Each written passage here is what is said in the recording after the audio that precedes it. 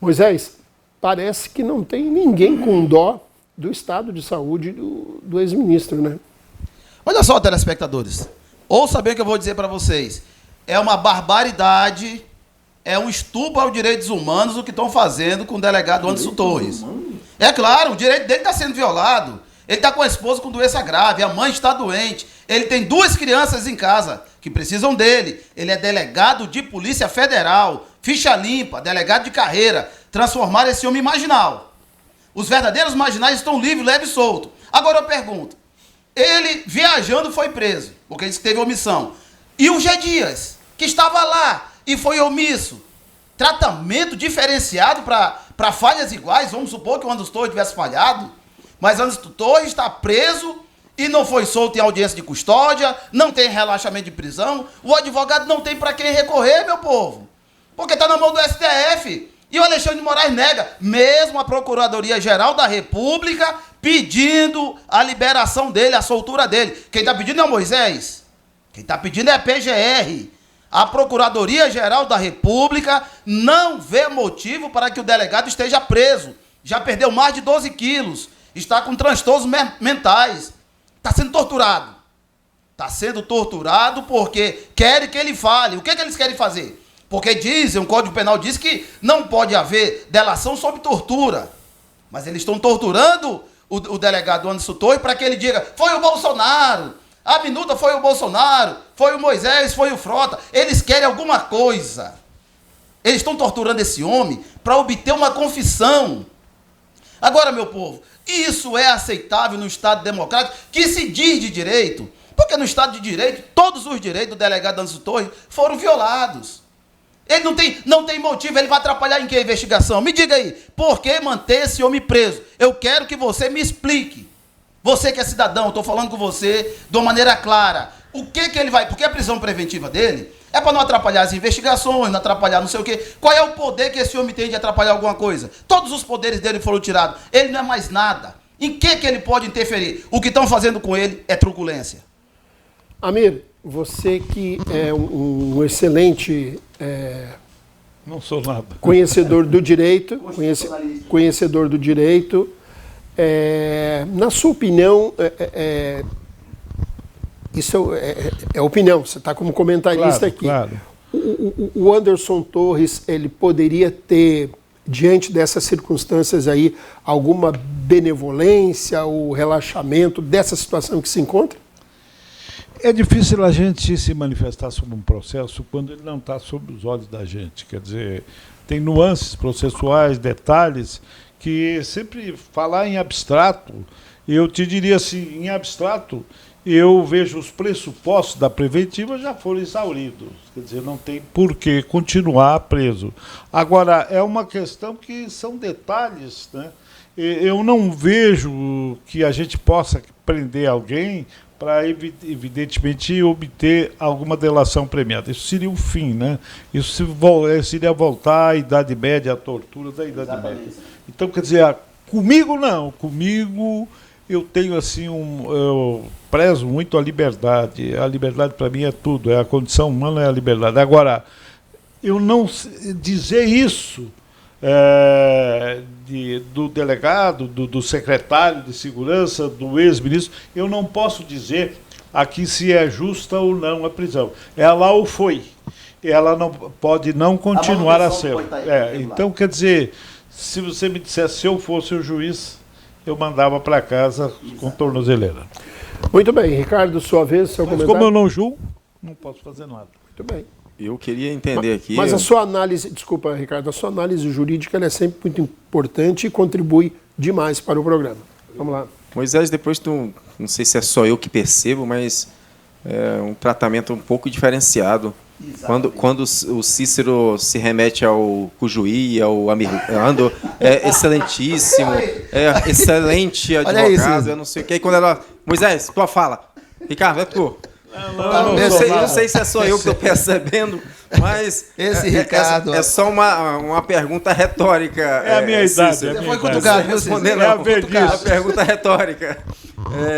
Veja bem, eu vou falar, isso é um tema que me incomoda muito, brincadeiras à parte, Cícero. Você sabe é penalista. Né? que é brincadeira, mas esse assunto aí do Anderson Torres é um tema que me incomoda muito, porque principalmente quem opera o direito, quem lida com isso no seu dia a dia, afinal são 17 anos aí de advocacia, então a gente já viu um pouco de tudo. E eu acho isso uma grande barbárie que foi praticada contra ele. A gente está falando, e aí eu sem viés nenhum, eu estou querendo ser aqui técnico e racional. A gente está falando de uma pessoa que estava curtindo suas férias nos Estados Unidos. Curtindo suas férias. Ele não estava lá no dia desse suposto atentado, desse suposto golpe. Ele não estava presente. A prisão desse cara é arbitrária. Isso é abusivo. A gente viu recentemente um pedido da PGR. Em tese, a PGR, o Ministério Público, ele é o titular da ação, ele atua como custo legis, e mesmo assim não foi ouvido pelo ministro Alexandre de Moraes. Mesmo preenchendo todos os requisitos, a gente está falando de um ex-ministro de Estado, a gente está falando de um delegado federal, uma pessoa que estudou, uma pessoa que tem uma vida limpa e libada, e que está sendo tratada como bandido, como marginal, e pessoas que realmente podem ter sido alvo aí, pessoas que podem ter tido culpa nesses atos antidemocráticos que eles falam, né, estão soltas. Então a minha grande revolta é essa. Tem pessoas inocentes, e são muitas, Moisés. Muitas pessoas inocentes estão presas e muitos culpados estão soltos. Por que esse tratamento diferenciado? Só porque tem um viés ideológico diferente do seu? Só por pensar diferente? Você não tem o direito de pensar diferente? A Constituição, ela te garante isso. Até na política existe isso, o pluralismo político partidário, justamente para ter ideias diferentes, para construir juntos um consenso. A gente está vendo aí um aviltamento dos direitos de uma pessoa. Perdeu 12 quilos. Não é uma pessoa que está acostumada a praticar crime, não sente nada, vai para a cadeia, faz engordar. Agora uma pessoa que tem uma vida íntegra, uma vida ilibada, uma pessoa que se dedicou a sua vida para a segurança pública e agora está sendo tratado como bandido. E todo mundo acha isso normal. Até quando a gente vai ver essas barbáries acontecendo no nosso país e por um viés ideológico a gente vai estar aplaudindo? Não interessa se seja de esquerda, de direita, mas se teus direitos estão sendo violados, a gente não pode aplaudir. A gente tem que criticar, a gente tem que brigar para isso não acontecer. Então é lamentável ver uma pessoa, pelo simples fato de ter sido ex-ministro do governo Bolsonaro, está sendo perseguido. Eles estão tentando o quê? Forçar uma confissão que não existe? Eles estão tentando o quê? Entrar no psicológico dele, do jeito que ele está abalado, para ele vai acabar falando coisas que não aconteceu para poder se livrar. Isso é uma tortura psicológica. A tortura emocional, psicológica, ela é pior do que uma tortura física, porque ela deixa marcas. Uma tortura física, um tapa, uma sua, daqui a pouco passou. Agora psicológica não. Ela vai se perpetuar, ela vai permanecer e muitas vezes causa um dano irreversível. Muito bem, Ramon, sua vez sobre esse tema, sobre essa condição em que se encontra o Anderson Torres. Estou impressionado de ver o Moisés falando em direitos humanos e o Ricardo Frota se manifestando contra a tortura. Né? Ver bolsonaristas com esses dois temas na boca é algo absolutamente impressionante. Né? O presidente Lula foi condenado injustamente e eles comemoravam com relação a isso. Né? Soltavam foguetes, né? Até hoje repetem os mantras, né? Mas o Anderson Torres, um criminoso pego com a boca na botija, com uma série de indícios. Como o Amir disse, eu não conheço os detalhes do processo para dizer se há ou não elementos para revogação da prisão dele, né? Mas me parece que o ministro Alexandre de Moraes é alguém sério. Ele disse, eu quero saber qual é o fundamento. Vá ler a decisão do Alexandre de Moraes que você vai saber qual é o fundamento. E é fundamento jurídico. Né? Porque eu não sou daqueles fãs de carteirinha do Alexandre de Moraes. Até porque ele foi indicado pelo golpista do Temer. né? Mas do ponto de vista jurídico, vamos discutir no jurídico, é pegar a decisão do Alexandre de Moraes, e aí vocês que militam no campo do direito, dizer, olha, que esse fundamento jurídico está equivocado, vem fazer discurso de não sei o quê. Eu vou dizer outra coisa para vocês, independentemente de qualquer coisa. Esse Anderson Torres é um frouxo. Frouxo, frouxo, frouxo. Presidente Lula passou 580 dias numa prisão, né, não arregou, enfiou o dedo na cara do Moro e diz, vou provar. Olha só, pessoal, o Ramon acha que quem está sendo torturado é frouxo, né, Ramon? Vou provar minha essa a tua inocência. opinião, né?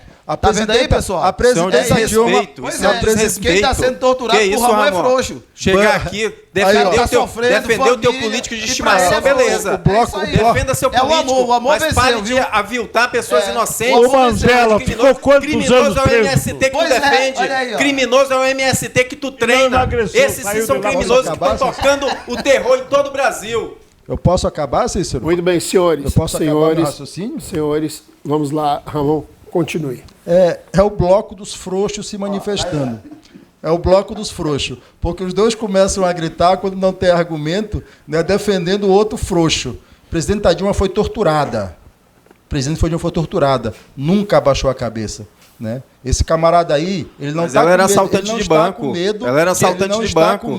Ela estava acostumada com crime, ela era assaltante de banco.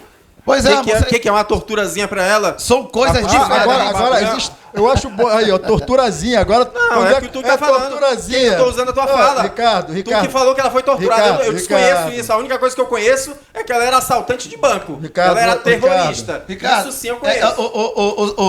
Você não leu toda a história da Dilma. Você não leu com certeza. Não, porque você tá falando besteira. Posso encerrar? Você que é o defensor dos direitos. Você que defende as minorias, você que defende os direitos humanos, está aqui concordando. Agora, me dá um fundamento jurídico.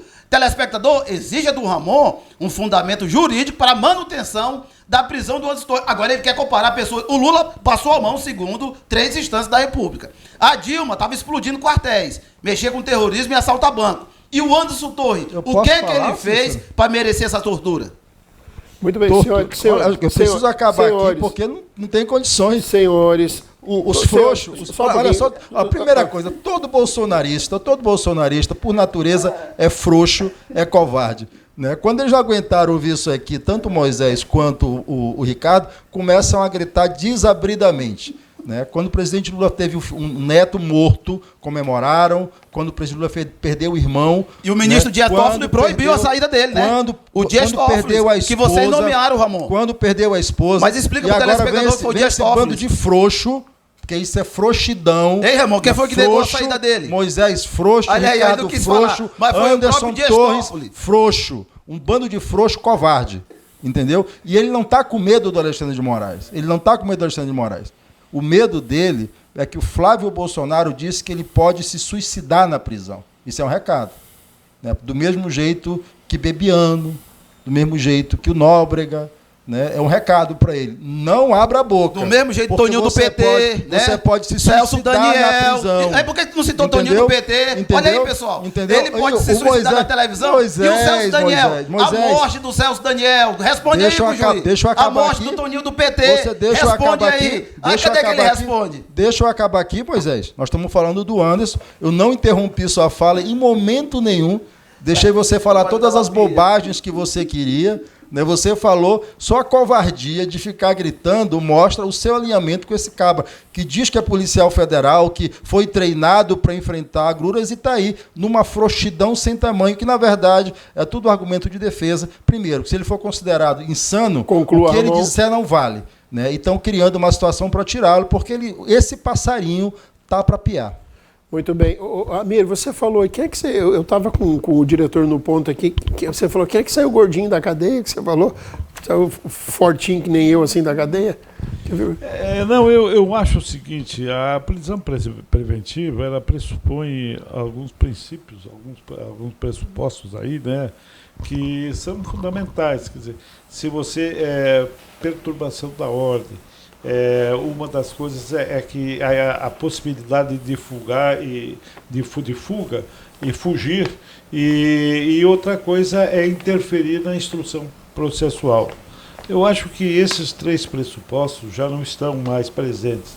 Eu sou contra toda prisão preventiva, em princípio, eu acho que a prisão tem que ser resultado da última instância. Eu não sou dessa que tem que ser segunda instância. Eu tenho uma visão humanística diferente. Quer dizer, eu sou pela presunção sempre da inocência, entendeu? Então a gente tem que ser o mais humano. Nós não podemos sem querer castigar. Não somos mais aqui com um chicote na mão, não somos senhores de escravo, não somos ditadores, né? Sanguinários, né? Então, quer dizer, eu acho que a gente tem que tratar as coisas com maior humanidade. Tem uma passagem, eu já citei, mas vou citar de novo, do padre Antônio Vieira, que ele diz o seguinte: o justiceiro tende à crueldade. O justiceiro tende à crueldade. O justo, à piedade. O Muito bem. justo, à piedade. Então são coisas, cada um tem os seus princípios. Meus princípios são esses. Eu não sou rigoroso. Eu acho que a gente não pode aqui penalizar tudo. Nós estamos criminalizando tudo. Nós estamos vivendo uma sociedade que enreda o indivíduo a tal ponto e a cada evento se responde com uma lei mais dura. E aí eu acho assim que é importante também essa lição do direito penal, que as penas se impõem pela sua efetividade e não pela sua dureza, pela sua as penas cada vez mais pesadas. Não, eu acho assim, isso, numa linguagem popular, eu estou transformando isso aqui exatamente num entendimento bem popular. Eu acho que as penas têm que saber o seguinte: a efetividade da punição e não a dureza e a extensão, uma coisa que hoje nós estamos aí, os crimes hediondos, tudo é hediondo. Onde nós vamos chegar? Não, uma sociedade dessa não vale a pena viver. Eu acho assim que tudo tem que sobrar um espaço entre o que é proibido e o que é permitido. Hoje nós estamos aqui criminalizando tudo, qualquer questão. Hoje é claro que o assédio, por exemplo, ele é tão variável, tão extenso, que pode ser tanto para o homem quanto para a mulher, não é? Um olhar, uma coisa qualquer, pode haver a configuração de um crime. Então, eu só falei isso porque é uma coisa extensa, que pode espichar, né, como borracha. Então, eu acho assim, claro, que o assédio é errado, quem o praticar que seja punido. Mas tu entende a elasticidade das penas, a elasticidade dos preceitos criminais é meio duro.